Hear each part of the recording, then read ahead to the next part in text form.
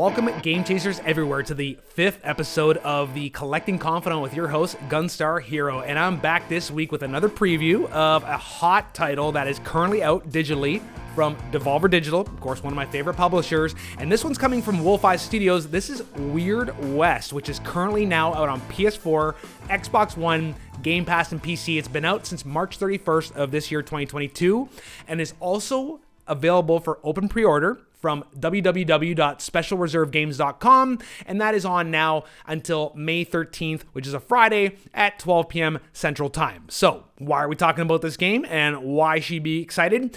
For a couple reasons. Number one, because of the genre, and number two, because of the names associated with the making of this. So let's talk about the game itself first, and we'll get into the physical edition in a bit. Let's talk about what an immersive sim is. So if you're not familiar, an immersive sim is a game where it uses a bunch of rules and systems, so think like Dungeons and Dragons, where it's not necessarily dependent when a player is moving through the game and completing missions. It's not necessarily dependent on story beats and scenarios and like certain set pieces or anything like that. It's more about giving the player a bunch of tools and a cool environment within which to use those tools to figure out the mission on their own. And what's great about Weird West is that you can play it basically any way the way you want. So for example, if you're more of a stealth player, you like to sneak around, do things quietly, try to avoid getting in trouble and getting a high body count, you can play the game this way. Or if you're just kind of like go in with guns blazing, Max Payne, bullet time style, and there's a lot of bullet time in this game and I love it, you can go in with guns blazing. But the thing about an immersive sim is that there's always going to be permanent, lasting consequences for your actions. So, for example, in Weird West, if you want to go, let's say, be a criminal and go cause a bunch of mayhem, gunning people down like cold-blooded in the streets, robbing people, you're going to feel those consequences later when, say, a bounty gets put on your head, or you start like a rivalry with an adversary and somebody comes back at you later on in a mission or a side quest. You're going to feel those effects. And especially, let's say, for example, you decide to go into a town and you kill everybody that's there. Eventually, when you come back to that town, it's going to be a ghost town full of zombies. So your choices are going to have lasting consequences, not only in your relationships, but on the environment, which I think is totally cool. And this is coming to you again from Wolfeye Studios, which is comprised of Rafael Colantonio. We're going to get into who he is and who he's connected to in a moment, and his partner, Julian Roby. Now, both of these guys, their names may sound familiar if you're a fan of Arcane Studios. Both of these guys originally were from Arcane Studios. In fact, Rafael Colantonio was one of the co-founders, and they worked together on more recent immersive sims such as Dishonored and Prey.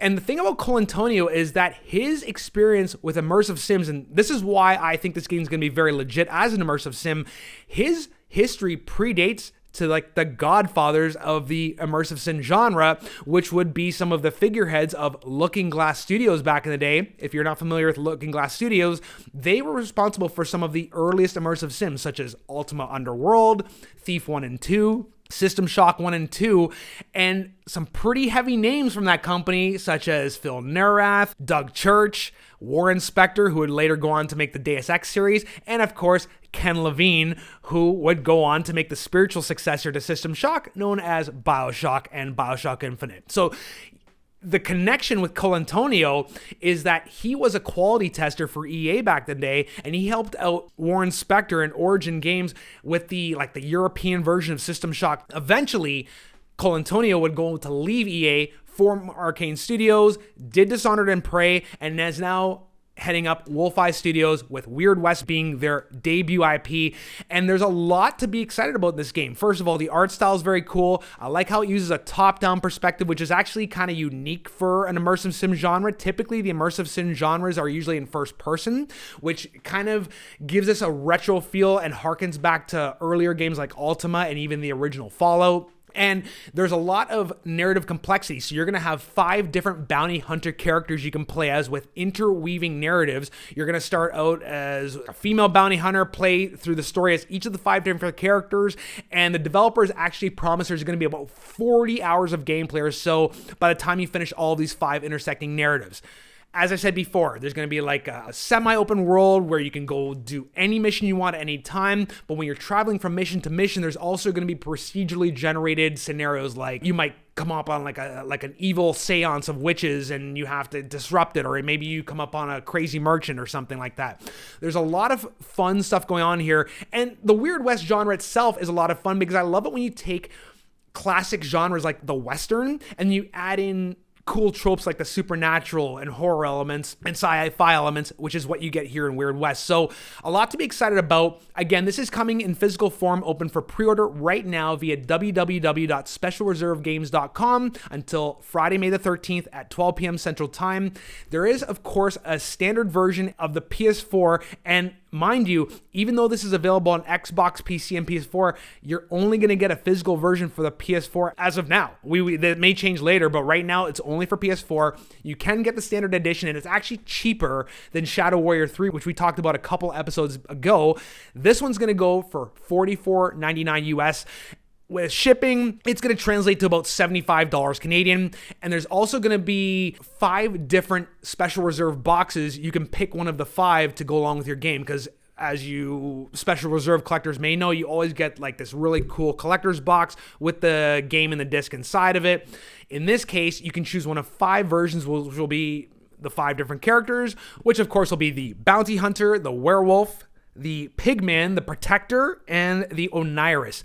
Now, you can also opt, if you have a bigger wallet, to go for the Signature Edition, which is going to go for $224.99 US, or about $315 Canadian with shipping and taxes. Now, that's going to include the game. It's going to include your choice of constructed box of one of the 5 options, plus you're going to get all 5 boxes like kind of flat, ready for construction, so you don't have to choose, like actually buy all 5 different boxes separately. You're also going to get a signed art book by the developers, and then 3 acrylic prints. So there's a lot in that package. It's pretty pricey, but again, if you don't have that huge wallet, you can go with the $45 US standard version and be done with that. So again, that is a limited time. The Special Reserve stuff, it's Devolver Digital. Weird West is pretty hot right now. I foresee this one going up in value quite a bit, so definitely get your hands on it before it's gone. This has been GunstarHero for the 5th episode of the Collecting Confidant. Thank you for watching. Make sure you like and subscribe, and we'll see you on the next one. Later, Game Chasers. Peace.